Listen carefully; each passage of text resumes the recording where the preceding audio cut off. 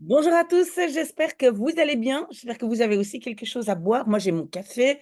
Prenez de quoi écrire ou votre ordinateur. Mais non, je commence par autre chose. Donc, si vous êtes dans cette vidéo, ça veut dire que vous voulez améliorer votre néerlandais. Ça veut dire que vous avez déjà une bonne base, mais vous voulez arriver à un niveau, on va dire B1, B2.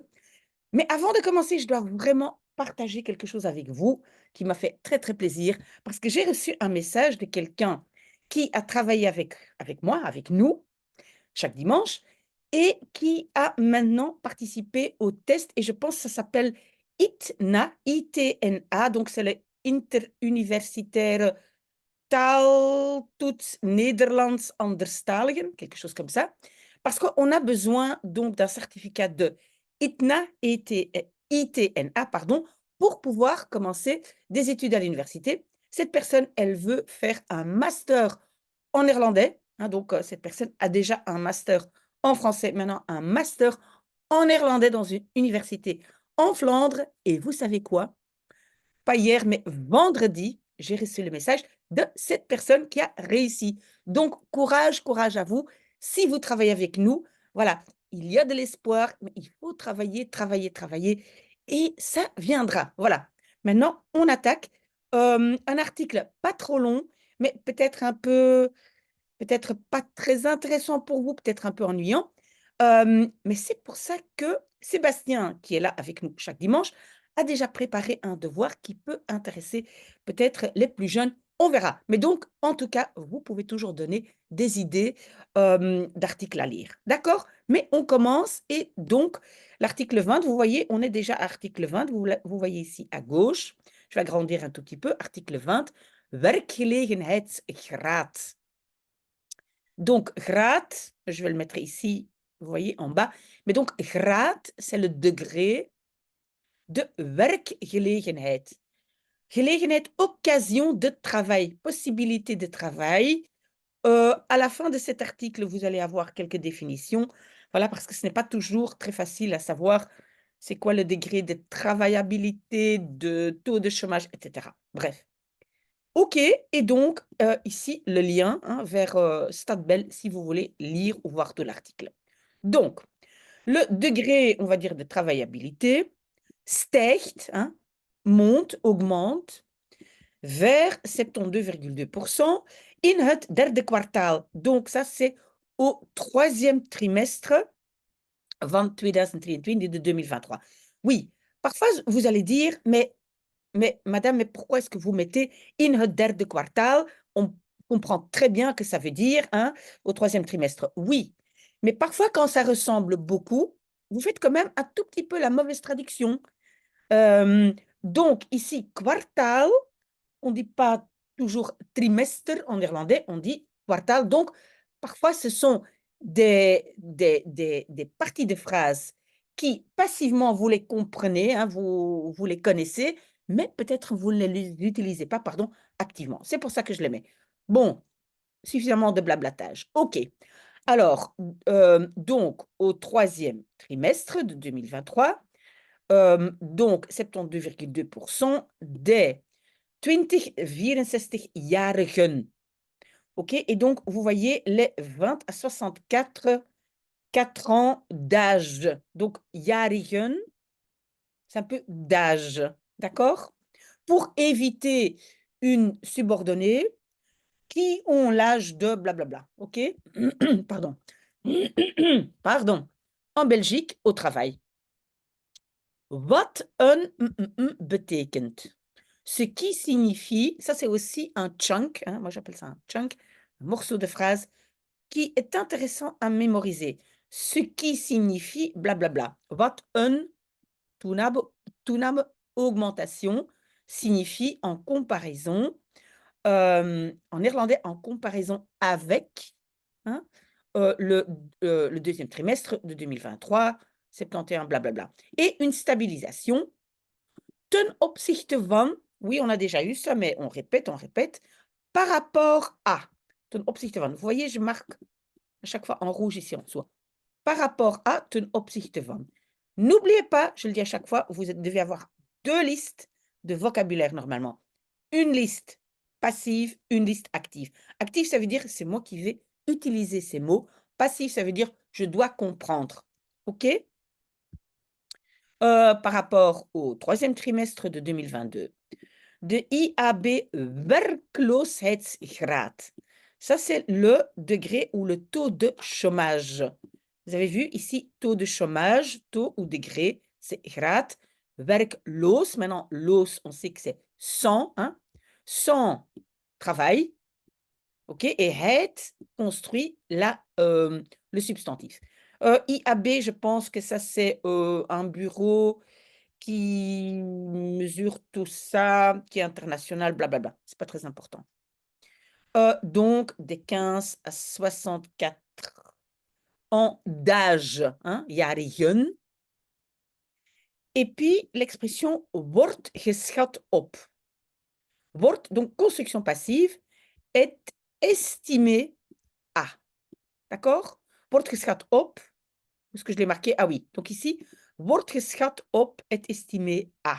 Ça, c'est aussi une bonne petite construction. Par rapport à, on a de nouveau, voilà, 5.5, le trimestre précédent et blablabla au 3e trimestre de l'année précédente. Si vous ne connaissez pas vorig jaar, vous devez le noter. Pourquoi c'est intéressant de le noter éventuellement? Parce qu'il y a beaucoup de gens qui disent vorige jaar, volgende jaar.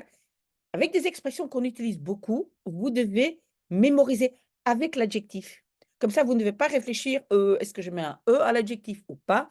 Vorig jaar, volgend jaar. Il n'y a pas de E avec jaar, mais attention avec week, volgende week, vorige week. D'accord? En chiffre absolu. Et puis, on a le verbe toenemen, hein, neemt toe, augmente le nombre de personnes qui travaillent et le nombre de chômeurs. Et puis, attention, hetgeen gepaard gaat met. Intéressant, intéressant, assez long, mais c'est qui, moi je dirais, c'est qui entraîne, blablabla, mais en fait, textuellement, ça veut dire ce qui va de pair avec. Vous voyez, ça c'est de pair. Et peut-être ça c'est plus facile, donc j'ai marqué les deux. Vous voyez, ce qui entraîne ou ce qui va de pair avec. Ça, c'est très intéressant. Pour ne pas, parce que je pense qu'en fait, une fois qu'on arrive à ce niveau-là, c'est quoi un peu le danger, on va dire, de ne pas réussir? C'est que on utilise beaucoup trop de mots et on utilise des phrases subordonnées beaucoup trop complexes à répéter à chaque fois dot, tot, avec un sujet, etc. Donc, des petites phrases comme ça peut en fait raccourcir vos P2, vos phrases subordonnées. D'accord? Donc, ce qui va de pair avec une augmentation assez grande du degré d'activité des blablabla, qui, ça aussi c'est intéressant, die bedraagt, qui s'élève à. Pour ne pas à chaque fois utiliser le verbe être, is, die is. Bedragen, c'est toujours un nombre, OK, qui s'élève à. Dat blijkt uit, oui, ça j'ai déjà mis dans d'autres articles, donc on apprend ceci, des nouveaux résultats de Stadbel basés sur l'enquête de naar. Et puis on a le mot arbeidskrachten. Arbeidskrachten, c'est un peu la main-d'œuvre, donc c'est les personnes qui travaillent. Arbeidskrachten. OK? Si jamais vous trouvez que ma traduction n'est pas bonne, vous pouvez toujours m'envoyer vos commentaires, toujours bienvenus. Verder blijkt, plus de ça, il semble aussi que de werkgelegenheidsgraad, et ça c'est donc dont l'article parle, donc le degré de travaillabilité, je pense qu'on le dit comme ça, entre 2e et 3e trimestre de 23, het sterkst stijgt. Augmente le plus. Het sterkst, oui, et c'est un peu bizarre parce qu'on a k, s, t, mais c'est un superlatif. Donc, monte le plus. Stijgt het sterkst in Brussel, à Bruxelles. Aussi, par rapport à l'année passée, nous voyons une toename, une augmentation de, encore ce mot, werkgelegenheidsgraad. Vous savez comment on l'a utilisé, hein? Donc, degré de possibilité de travail, degré d'occasion de travail. À Bruxelles, terwijl, tandis que, oui, ça c'est important, terwijl. Parce que terwijl, ça veut dire pendant, hein? Donc, je peux dire, ik drink koffie terwijl ik werk. Ça c'est pendant. Mais terwijl veut dire aussi tandis que. Bien noté. Tandis que dans d'autres régions, une stabilisation ou une diminution. Donc, nous observons. Oui, pourquoi j'ai mis observeren en rouge, je vous laissez dire, mais ça c'est très très évident. Euh, donc, que ce soit observé, oui. Mais je pense pour éviter un peu le verbe zien tout le temps. À mon avis, si vous parlez, vous allez ici utiliser zien.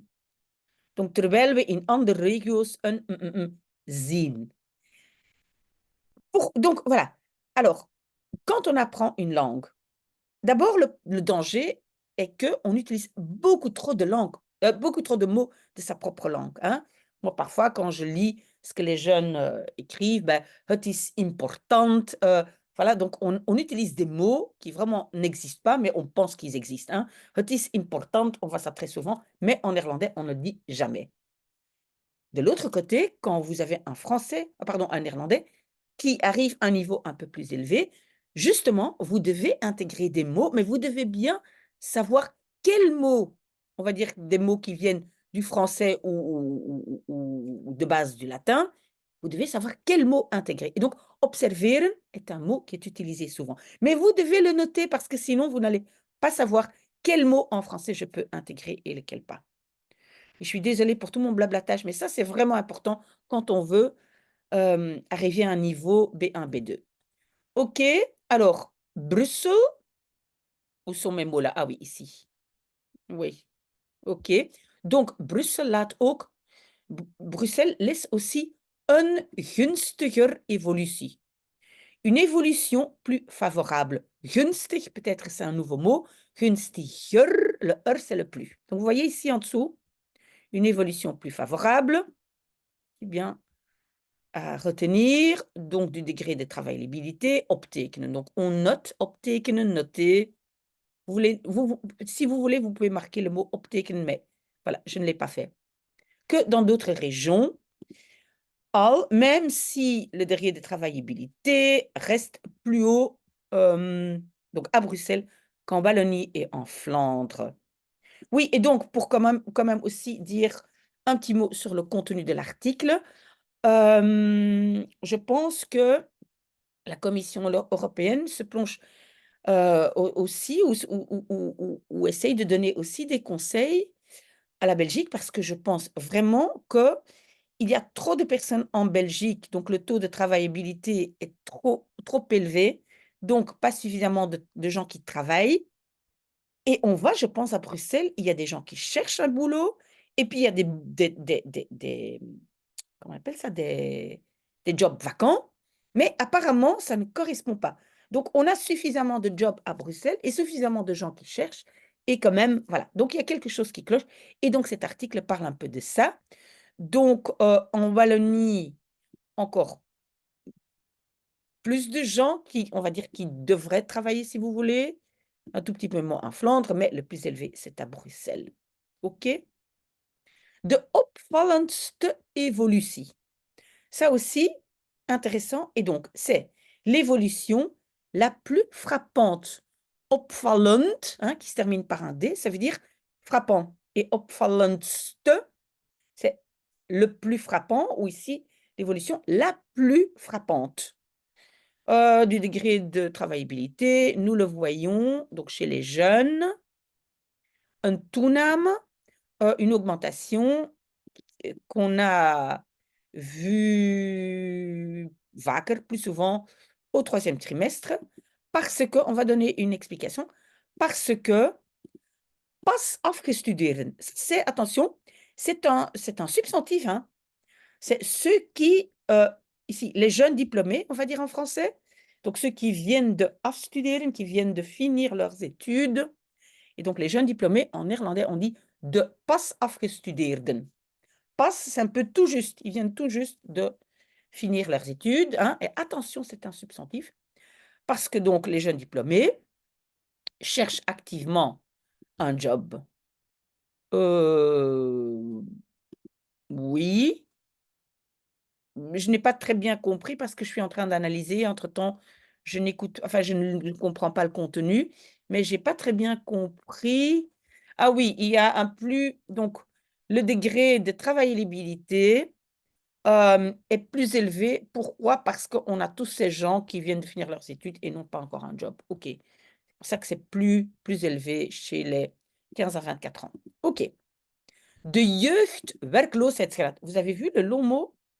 Le degré de travaillabilité des jeunes, hein, jeugdwerkloosheidsgraad, bien analyser le mot, neemt, et où est la particule? Toe. La particule est ici, vous voyez? Donc, augmente, toenemen et afnemen, hein, entre le deuxième et le troisième trimestre de à et se trouve encore, oui, vous voyez ici, verbe de position, tout le temps vous connaissez peut-être, se trouve aussi, un peu plus haut dans la même période que l'année passée.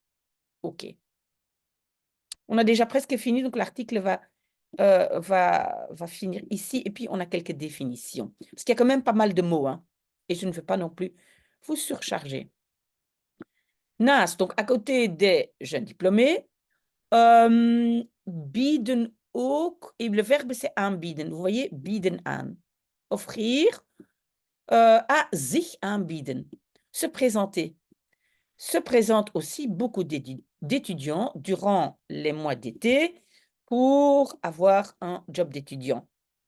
Si vous le voulez, vous pouvez aussi indiquer een studentenjob uitoefenen, exercer, uitoefenen. D'accord? Een studentenjob uitoefenen. Waardoor, à cause de quoi? À cause de, on va voir ce qui suit, le degré d'activité chez de jongste leeftijdsgroep, le groupe des plus jeunes, augmente entre le deuxième et troisième trimestre. Oui, parce qu'il y a beaucoup de jeunes qui cherchent un job pour l'été. Au troisième trimestre de 2023, bedraagt, on a de nouveau bedraagt, s'élève à le degré d'activité des 15 à 24 ans, 34,4%. Dit is een veel lager cijfer. Ceci est un chiffre beaucoup plus bas que le degré d'activité des 25 à 49 et des 50 à 64. OK, oui, j'admets, l'article est un peu ennuyant, mais il y a quand même pas mal de mots intéressants. Alors, donc aussi en ce qui concerne le niveau d'éducation.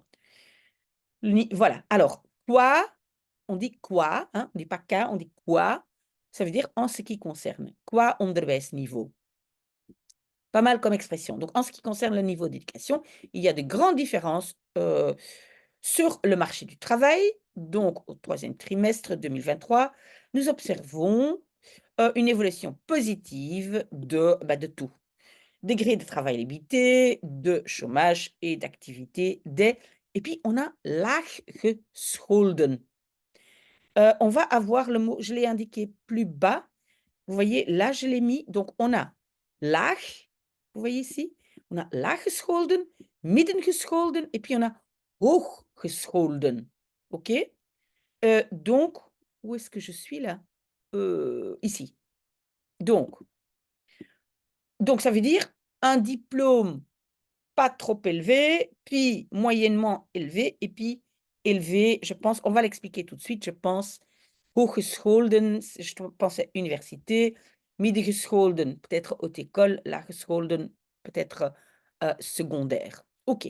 Alors, il y a des définitions, voilà, et après, on a fini. Définition.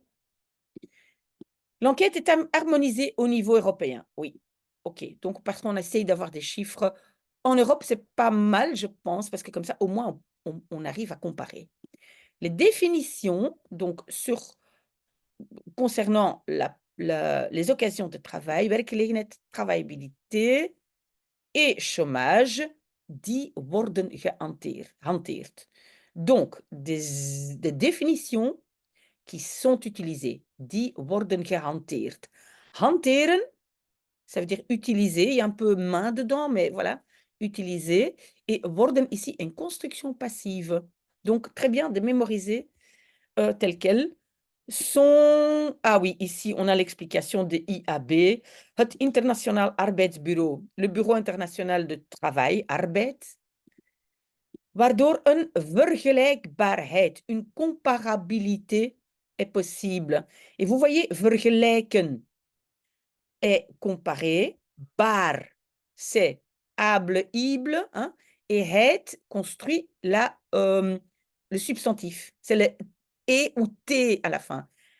Comparabilité. Le bili, c'est le bar et le t, c'est het. Très bien analyser vos mots à ce niveau-ci, sinon vous n'allez jamais avancer, hein. Comme ça, on peut construire nous-mêmes des mots. Donc, la comparabilité des résultats au niveau international wordt gewaarborgd. Un waarborg, c'est une garantie, hein. Si vous voulez louer un appartement, vous devez déposer un waarborg, une garantie. Et donc, wordt gewaarborgd, encore une construction passive, est garantie. OK? C'est assez intéressant. Alors donc, on explique ce que c'est de werkgelegenheidsgraad, la travaillabilité. Et donc, vous voyez, ça donne le pourcentage des gens qui travaillent sur la totalité de la population, bevolking, population. Werkeloosheidsgraad, ben, ça c'est ceux, voilà, de nouveau qui devraient travailler, mais qui sont au chômage ou... Ah non, non, attendez, attendez, attendez. Oui, oui. Donc, le pourcentage de gens qui sont au chômage de toute la population beroepsbevolking, ça veut dire ceux qui pourraient travailler. Ceux qui pourraient travailler, c'est ceux qui travaillent et ceux qui sont au chômage. Vous voyez? C'est pas toute la population. On va pas compter des bébés de 2 ans dedans, OK? De 15 à 64. Et puis, on a de activiteitsgraad, le degré d'activité. Voilà. Et donc, chaque fois, c'est expliqué. Si ça vous intéresse, mais moi, je n'ai pas trouvé des mots très intéressants. Ce que j'ai trouvé, et j'avais déjà parlé de ça, laaggescholden, qu'est-ce que j'ai marqué? Ah oui, ici. Laaggescholden, ah oui, oui, pardon. Donc, j'avais d'abord beroepsbevolking, c'est la population active. Et laaggescholden, les moins qualifiés. Middengescholden, ceux qui sont moyennement qualifiés. Et puis, hooggescholden, ça veut dire un diplôme. Ah oui, je n'avais pas tout à fait raison. Hooggescholden, je pense, on dit hoger onderwijs. Donc, c'est tout ce qu'on fait après les secondaires. OK? Oui, et donc, laaggescholden, ils ont un diplôme de lager secondaire. Ça veut dire que, bah, ils ont arrêté, je pense, à 15 ans. Middengescholden, ils ont, oui, un diplôme de secondaire, et hooggescholden, ils ont un diplôme d'après-secondaire. OK, voilà, nous avons déjà fini. Oui, c'est vrai, vous avez raison, c'est un peu ennuyant peut-être. On va essayer de trouver des articles qui intéressent un peu tout le monde. S'il vous plaît, faites des suggestions. Mettez peut-être aussi des likes, parce que si vous mettez des likes, moi, je comprends ce que vous aimez, ce que vous voulez faire la prochaine fois. Mais pour cette semaine, c'est Sébastien qui nous a préparé le devoir. Et je fais tout de suite une mini vidéo pour vous expliquer le devoir de la semaine prochaine. Donc, n'oubliez pas, si vous avez des questions, des remarques et des likes à mettre, je compte sur vous. Et là, je continue mon café. À tout de suite!